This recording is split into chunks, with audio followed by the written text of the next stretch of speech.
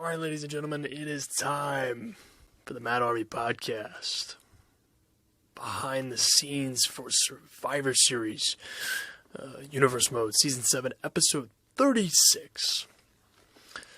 Alright, this was a show of ups and downs for me. Very obvious on commentary. But, and I'll get right into that. I want to apologize for everybody live and who watches it later, who sees me get frustrated within the second match and the third match, and parts of matchup number 4. I was pretty bitter with how things were going in the second match. Left me very discouraged. Here's the thing: we're coming out of the final episodes, so for me, I want everything to be literally perfection, because that's where my stress level's at.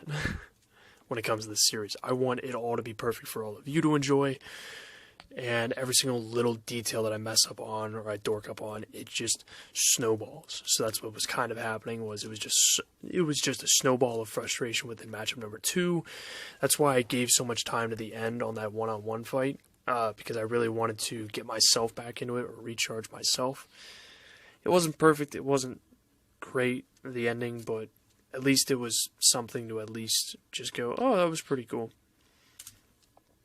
But, gosh, so I apologize to everybody for that. I should have just kept trying to power through it. Instead, I was letting my frustrations get to me quite a bit. So I do apologize for that. I shouldn't have done that to any of you guys. It's just as we get closer to this final Mania, I'm sorry. I just want everything to be perfect. Perfectly written, perfectly booked. And whenever I dork one little detail up, it just gets to me. So, for anybody who watches later, that's why I was pretty bitter in the first half of the commentary. And annoyed at the game. Just felt like everything was working against me, and I'm just thinking to myself, this is not going to go well, this is not going to go well, this is not going to go well. And then we actually end with a pretty decent, or really good back half. So, I'm glad you guys stuck with it, kept that positive outlook, to counteract my negativity. So thank you, New Day, for balancing me. But we started off with a pretty fun match, at least in my opinion. The Fiend versus The Undertaker. I thought it was fairly good. It was just very predictable, but still fun. It was good. Kept The Fiend looking strong. Planned this match for quite a while. I don't remember how far back. It slipped my memory, but I really wanted to do this fight with The Undertaker, at least pass the torch. And that was pretty much it. That's all the role that The Undertaker was to get The Fiend back on screen and to set up a future match, which I'll get into in a second. Alright, so we're after that, Raw versus Team Raw versus Team SmackDown. Oh boy. This match was lengthy. It was almost an hour-long fight. It was good. Aside from every detail. So, because it got to me so much, I might as well go in far in depth. But what did happen was right before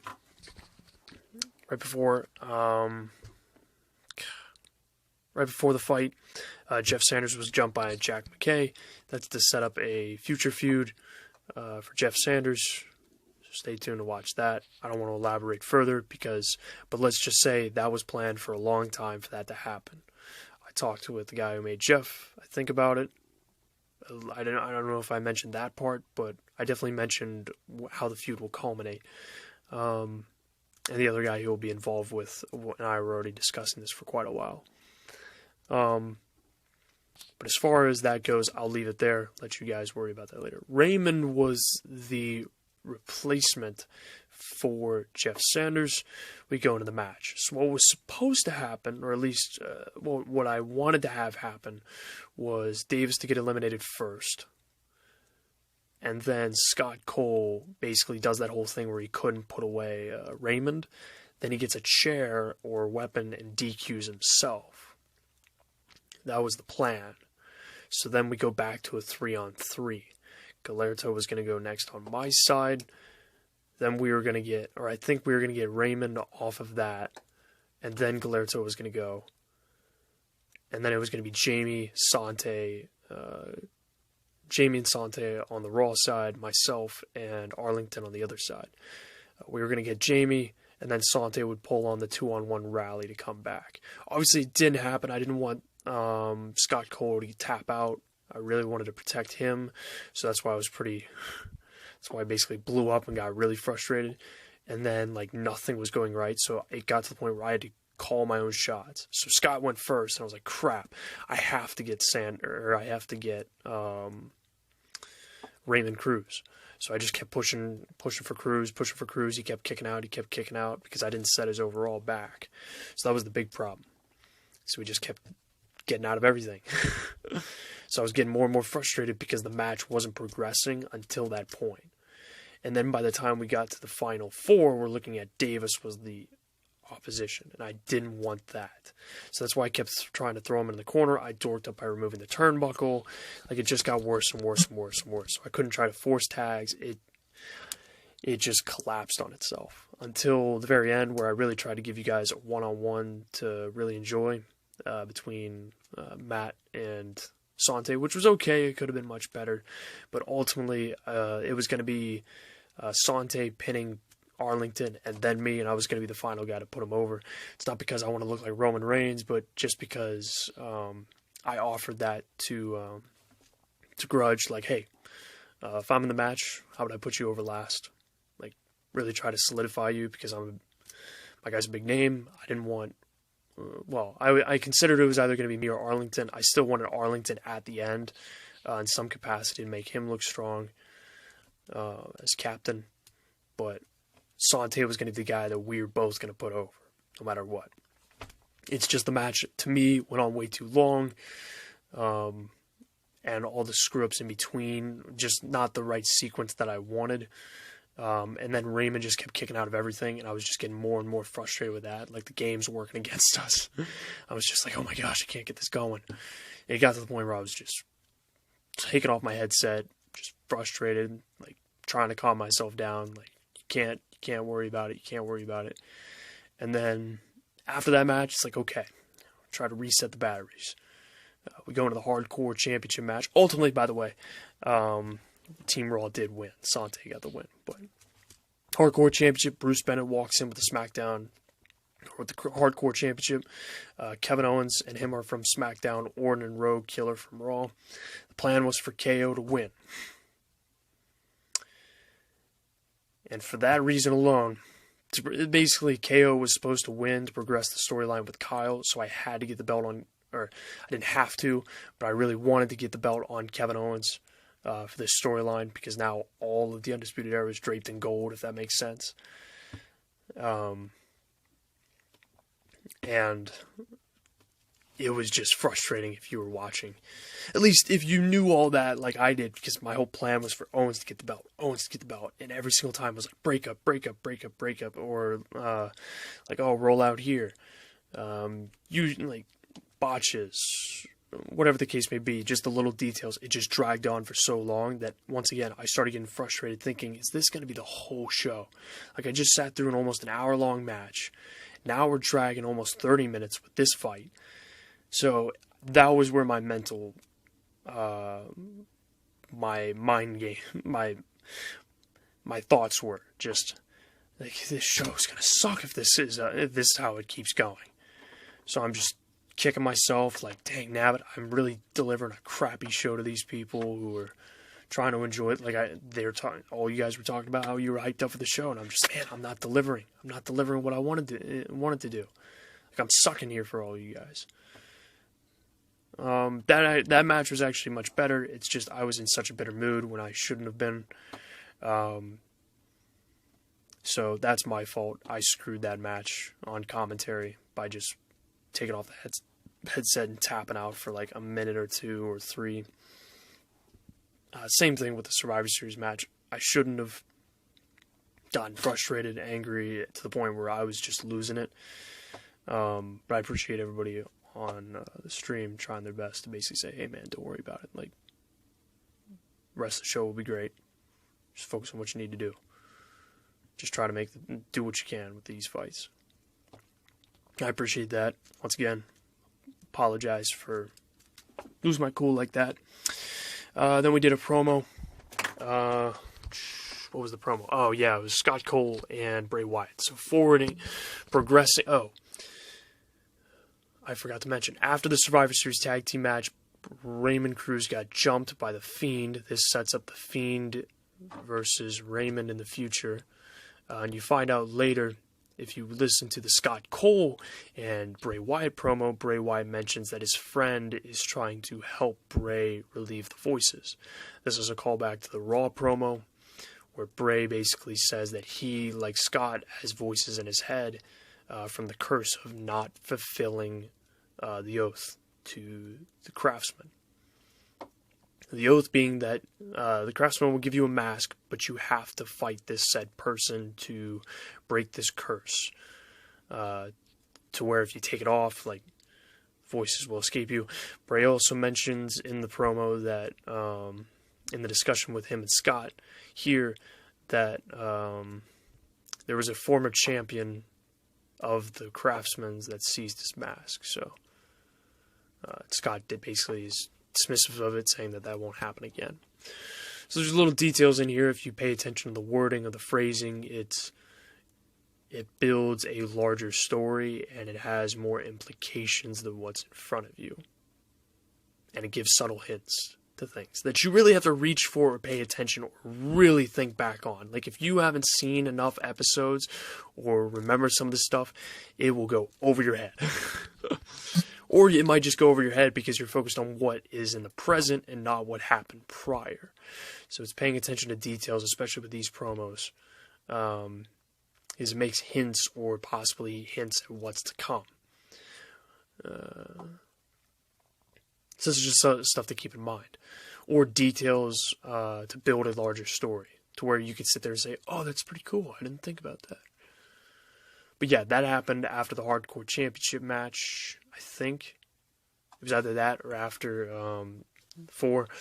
But Scott Cole leaves with Bray Wyatt. Bray Wyatt's taking him to go meet the Craftsman to get his mask back. He will be off screen until he comes back. And when he does, well, you'll have to wait and see. Because that's not fun if I just did that to you guys. So it's the suspense, especially for the Bray Wyatt feud with Raymond that's starting up, and then Scott Cole's return on who his opponent will be, on who the Craftsman told him to fight. All right, so matchup number 4. Ricochet and Rey Mysterio are the Raw Tag Team Champions. They were going up against the Undisputed Era, who are the SmackDown Live Tag Team Champions. This match definitely started to recharge me. Yeah, I think the promo was after this fight. Whatever. This fight definitely started to bring me back. It was a fun little back and forth match. Ricochet and Rey Mysterio kind of dominated for the most part at first. Roddy and Fish started a fight back. And then ultimately Ricochet got the roll up out of nowhere. I was still kind of bitter because Panda was just like, oh, that was a good match. And I was like, nah, it was okay. Just dismissive of it. It was good for what it needed to be. Ricochet getting the win out of nowhere, surprising the Undisputed Era. Ricochet and Rey Mysterio in storyline were also more fresh based on their fights. They had more time to rest up. Whereas the Undisputed Era went through a more grueling match on SmackDown. So in a way, it kind of made sense that they were able to take out the victory for Team Raw. Yeah, the Ricochet and Mysterio were planned to win to give them some momentum with their tag team title reign, especially after kind of the meh win on Raw. And the Undisputed Era already had a great match. I was thinking, yeah, Ricochet and Rey could really use the win to boost their momentum. All right, going on with the Cruiserweight title match. Matchup number 5.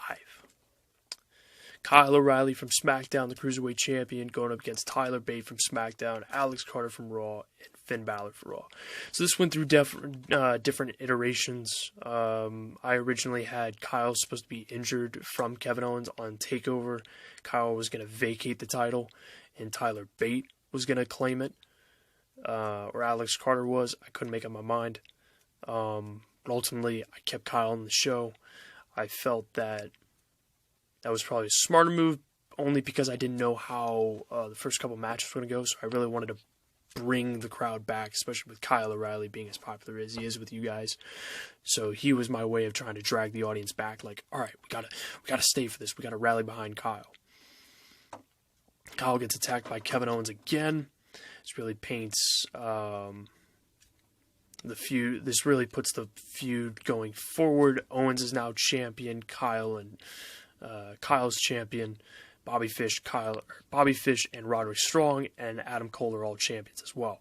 So everybody has gold in the Undisputed Era, but Kyle O'Reilly has friction with Kevin Owens because Owens is attacking him.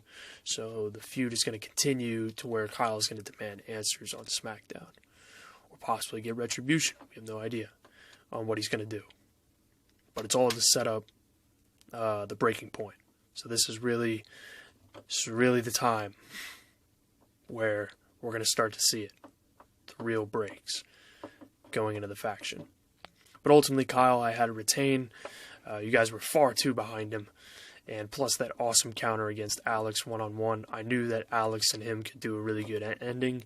Made it even better that Kyle countered the front flip DDT, and then I just had to tap out of that guillotine. Even though the bar was small, I was like, no, that was too perfect of a counter. I'm going to let Kyle end it there. So then I was thinking in my head, like, all right, the fifth fight. So once again, the Cruiserweight title match went through some different fluctuations, but ultimately that's the decision I went with. Whether or not it was the right one or not, we'll have to see. All right, sixth match. GM versus GM at this point. Raw and SmackDown are tied 2-2. So this is really going to be the one that brings the advantage. And it's kind of how it always is. The second to last fight is really the one that's really predictable, because you pretty much know that, all right, that one's going to even it up. And with the GMs and the two GMs, I was like, you know what? I didn't want it to be predictable. I wanted to just do a fan service match, even if it wasn't fantastic. You guys voted for Mr. Samuel to make his return. I kind of tinkered with his moveset a bit to help improve him. And him and Tyler didn't do as great of a match as I wanted, but the crowd certainly helped keep it energized and just be happy that Mr. Samuel was back in the ring. He's one of those legends that I really tried to guard his retirement. This is only his third fight since retiring in the series, and that's how I'd rather have it be, like guarding it that well. I don't want to bring him back like Harvey Tyler Wolf made sense because of the GM fights, but he wasn't chasing titles like Harvey is. I really wanted to keep Mr. Samuel's departure as a full-time wrestler really special, but having this was like a nice little fan service match that people could enjoy. And I think it helped that, well, Tyler still got a few moves in. I just wish there was still some really cool back and forth sequences that happened. It was just not as great as it could have been. I know I could have done better.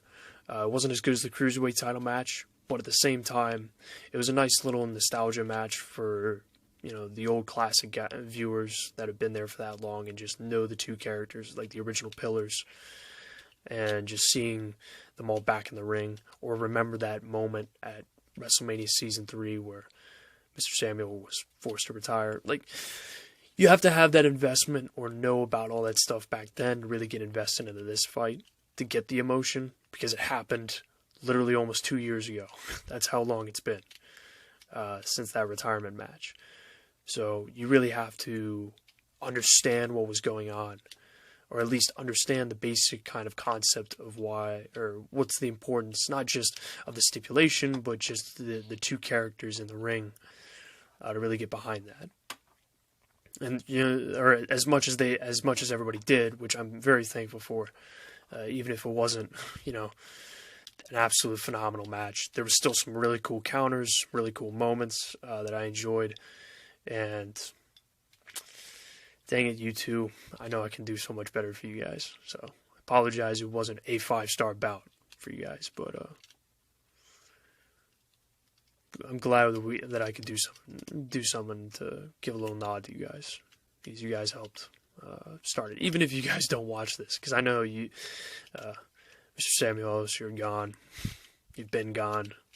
Tyler, you pop in once in a blue moon, but I tried for you guys. I'm always grateful for how you guys were the first guys to give me your characters to start me down this path. So, it's my little nod to you guys. Thank you for everybody that voted and supported Mr. Samuel. I was really apprehensive. I really didn't want to do it, basically, mainly because I'm very protective of his retirement. But Mr. Samuel, I have him do an interview afterwards, and he kind of is asked about if he'll return full time, kind of like how Harvey's doing, and he's like, no, I'm done. Like, I'm only here for one, like, this was it. And then Tyler walks up after the fight and also basically says, well, you want to do the Rumble? Like, come on, you want to do it. You want to do, like, we can have a special moment in the Rumble, you know that, right? Kind of teasing the Rumble, at the same time possibly teasing a moment that could happen in the Rumble. Not necessarily they win, but a little moment, another fan service moment for people. That's basically what I was teasing, like, hey, you should, if everything goes perfectly, the Rumble could have a really cool fan service moment. The Rumble match itself. And then Mr. Samuel leaves, says that he'll think about it. Tyler gets confronted by Jackson, his younger brother, who just basically won the NXT Championship and then got cashed in on by Luke Harper. And this was really the character building opportunity that I wanted for Jackson. Basically, Tyler tells him, listen, or Jackson explains to Tyler that, listen, I tried to, all I wanted to be was just like you. And I thought by winning the title I could win these fans over, but I didn't. And Tyler basically explains to him, listen, you can't focus on trying to emulate me, because you can't. You'll fail. You don't want that as your motivation to be champion. If you want to be champion, you got to look at like the career you've had so far and really putting your own fuel and drive into your desire as champion. Don't do it because of me. I'm already proud of you. But if you continue to have that philosophy, you'll continue to be trapped in my shadow.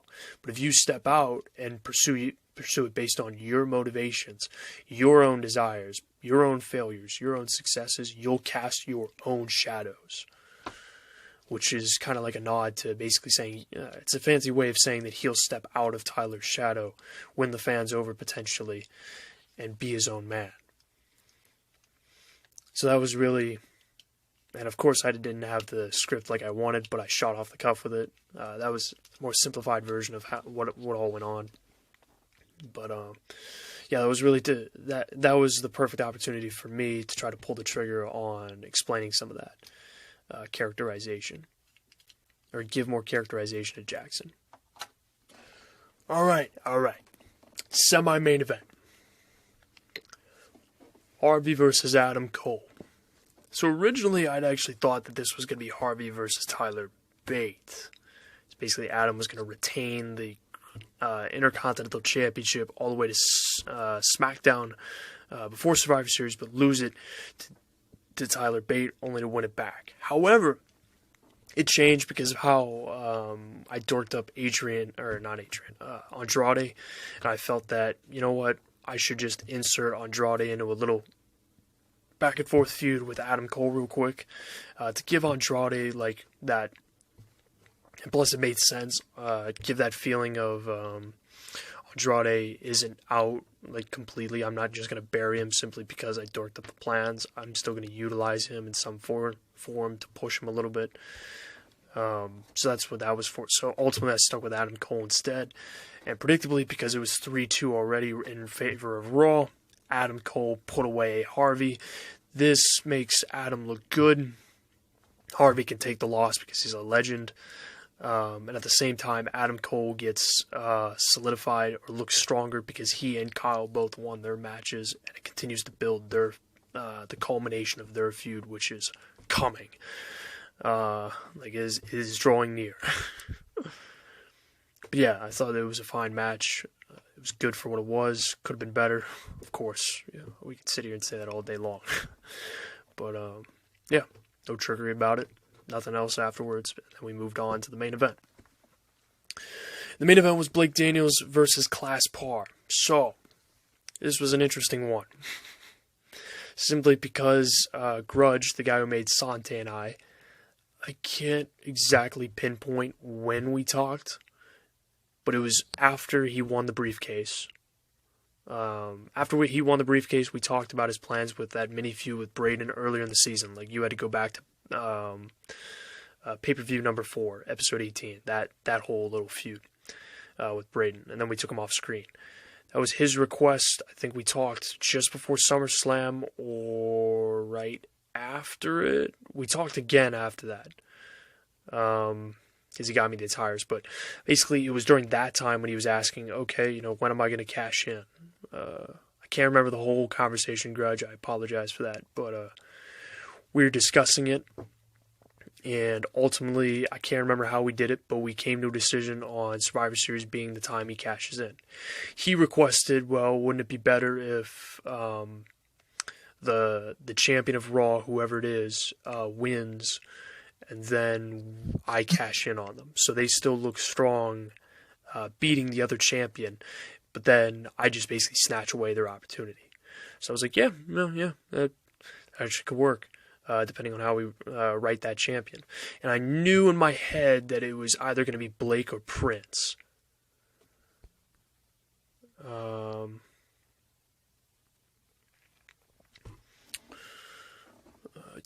Blake or Prince. Because I was unsure, this goes back to Monday Night Raw. I was unsure whether or not I wanted to pull the trigger on Prince. I decided not to pull the trigger on Prince here.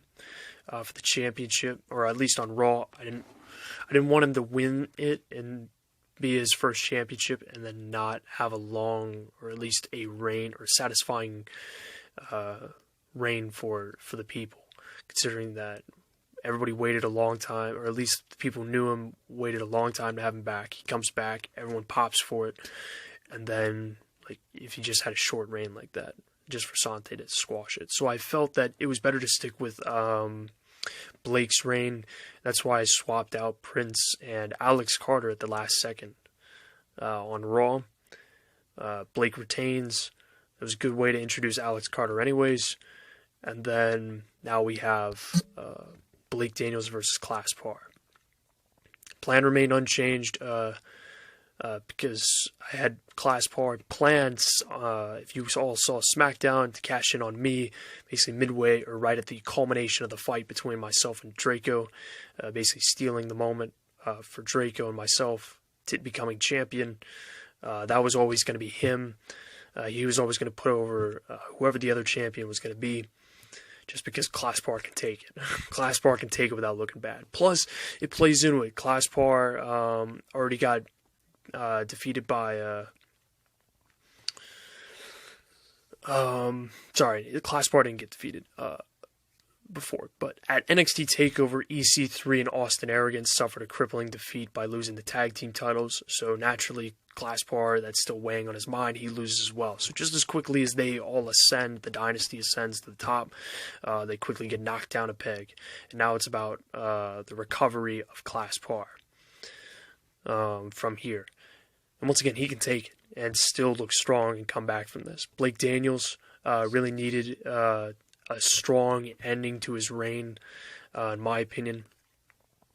So after surviving the gauntlet of matches from Clash of Champions all the way here, like since his return from injury back on episode 18, all the way to here, he's had a nice strong arc, being the world champion, having a third crack at the top of the mountain, and having a pretty solid overall reign. I think it's been reign of the season so far in terms of the world champions. Awesome job. And it made it even better that the match was really good. I didn't think it was 5-star, but it was still a really good ending. And then Sante just leaps into the ring and cashes in. So this was really, might seem messed up, but this was really Sante's show. It was really, and if you looked at the grand scheme of things, everything else, there was bits and pieces working for every other character, progressing other stories forward, but ultimately the big story is this was Sante's night. It wasn't Raw or SmackDown's. Sante was the captain of Team Raw. He rallied in that comeback 2-on-1 to win, and then cashes in on Blake Daniels to make it his show. And I think I would have written it differently if I was sticking around for another season. But since this is the last season, I really sat there and I agreed with Grudge and on the idea that this character has been really an enjoyable character for a lot of people since he came in, since day one, his character. And I think it would be a shame not to give him a crack at the championship, at the World Championship, before the series ends. If it wasn't going to be that, I would have written it differently. I don't know how I would have, but I'm just telling you that I probably would have written it differently. It wouldn't be the same if this wasn't the final season. But since it was Sante, I was like, I really need to establish, like, bam, this is his reign. This is his time on the top. It needs to be big. It needs to be loud. It needs to be huge. And by having Blake win, it almost felt like, all right, he's invincible. Like, he's done it. He still has, and there was still Prince looming, which made it even better. Prince is still looming as a contender. So then the suspicion is just less that Sante would cash in then and now, because it didn't feel like Blake's gauntlet was completed yet. So it felt like he fell like a foot short from completing it all, which was the point. I think that worked much better in the dynamic. Sante gets the epic cash-in, the epic moment. So now all the briefcases are done for the season, and now it's just all about really trying to build toward the Rumble and really trying to build toward Mania. And we've already gotten kind of teases of feuds that are coming. Raymond and The Fiend is coming. Based on these attacks, Kyle O'Reilly, it's been a long story coming.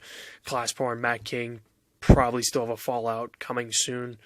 Draco as well, still involved in that storyline. NXT, trying to build up all the characters. So the writing is really crucial going forward. And just more stress on me. And I just need to try to relax and try to enjoy it along with you guys, rather than just getting frustrated when things aren't going perfectly how I planned. So once again, I apologize for that. You guys didn't deserve that reaction from me. All in all, a good show. I think I'm going to post the ratings soon. But I want to thank everybody who tuned in for the show. I had a blast. The next pay-per-view, I think I decided the name's going to be Mayhem. I don't know, just because I wanted to do a different pay-per-view than TLC, so that's replacing it. That's in 4 episodes. The Rumble's in 9 episodes. We're really reaching the home stretch here of the whole series, and I'm really trying to tell some really interesting stories, do some interesting matchups. Some of the results might be obvious, but trying to really tie up some loose ends for people to really just take away and have like a satisfying ending of some kind, and more of a hopeful look at what might have been if I kept going. So that's what I'm thinking. I have my Rumble winner. I have the whole Rumble match booked. I have almost all of Mayhem booked. I have over half of the Rumble show booked. I have like 5 or 6 matches confirmed for Mania. Like, this is what I'm going to go with, unless Plan B happens, and then I'll have to do rewrites. But, yeah, that's how I'm looking at everything. I've got to plan out Raw and SmackDown coming up tomorrow. Well, plan to be tomorrow and Sunday. Thank you guys so much for listening. Let me know what you think of the show, or if you guys have any questions, etc. Like, just put something down in the comments if you want me to see it. Try to answer it.